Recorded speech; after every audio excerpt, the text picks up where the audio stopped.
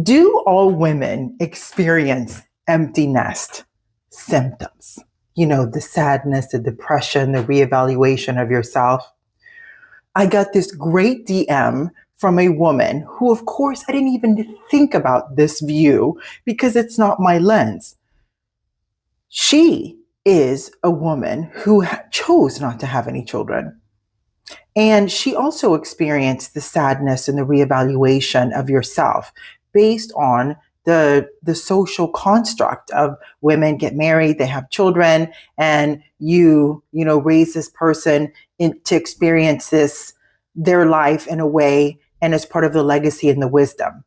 But what happens if you are a woman who doesn't have children?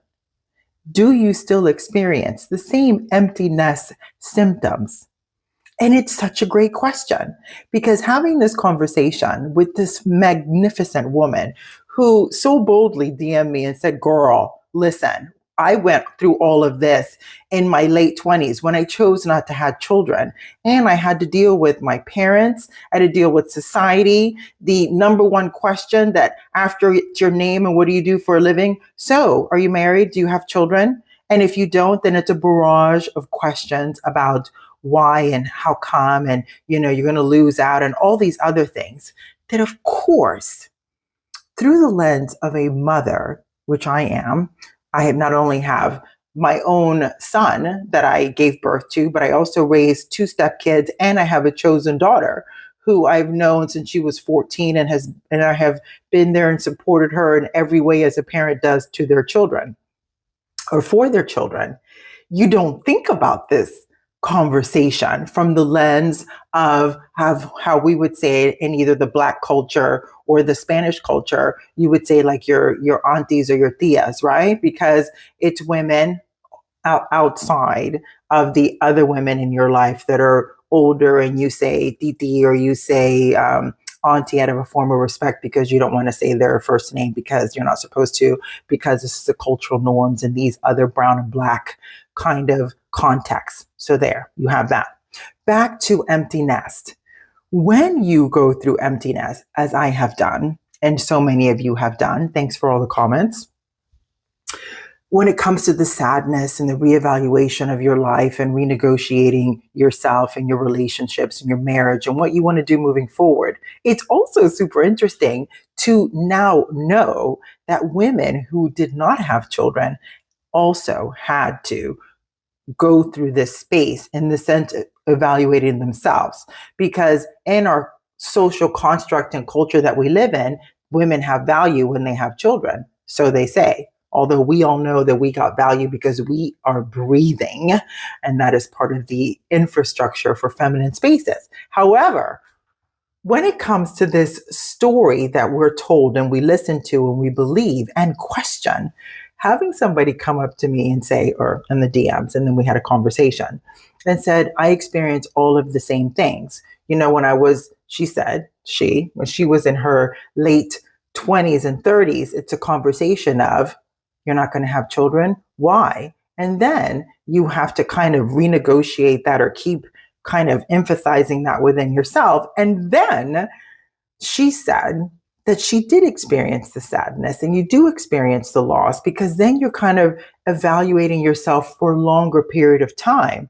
What are the hobbies that you want to have? What are the interests that you have separate and apart from having children and your work and working out and eating healthy and your partner?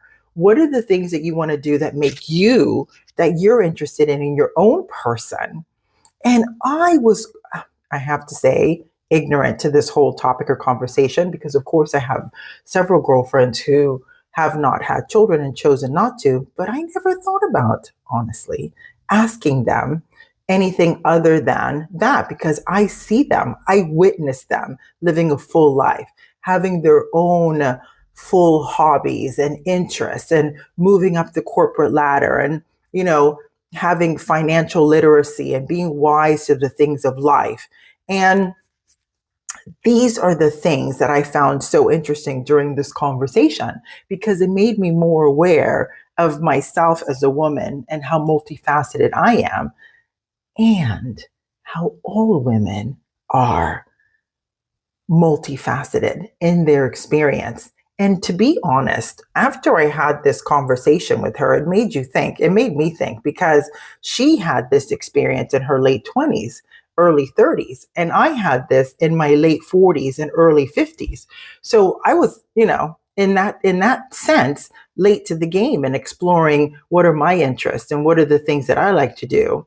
I've always had a hobby. I've always exercised and done some kind of sport throughout the whole time of my life. But that facet of other than being a businesswoman, other than other than having my friends and my family and being married and raising children, I never thought about what are the things that I want to do for myself? What are the things that really interest me now?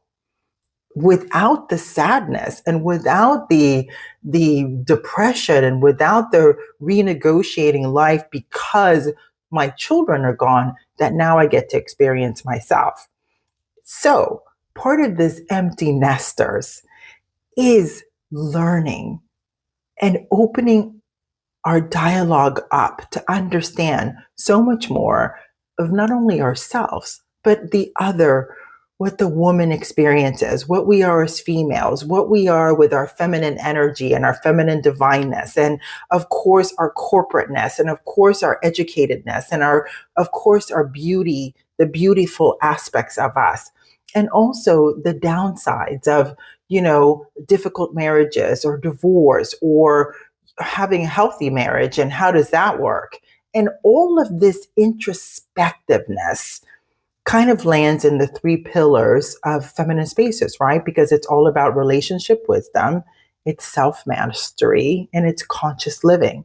So, empty nesters, as a woman going through and reevaluating myself, what I want, what are my wants, my needs, my desires, what is my legacy plan, how am I sharing my wisdom and imparting that with the younger generation and women my age? How am I cultivating a deeper relationship with my girlfriends and having that circle, that counsel that we talk about so much, where we get to share our experiences and gain the wisdom without not always necessarily having to go through the hard stuff, but we can have our ear out and go, "Ooh, I remember hearing about that. This is what it looks like. Let me go ahead and walk through that with a little step of wisdom without dealing and actually incurring the pain." So, as we're going out there living our magical, most beautiful life, remember that your lens and how you view life is based on your life experience, right? There are billions of people on this earth that have a different lens than you and I because they have a different experience, even if they're in your circle of influence, even if they're in your council. Today, I had a fantastic conversation because another woman dared to share her experience, and I gained the wisdom from it, and in part, shared it with you. Pussily Puss.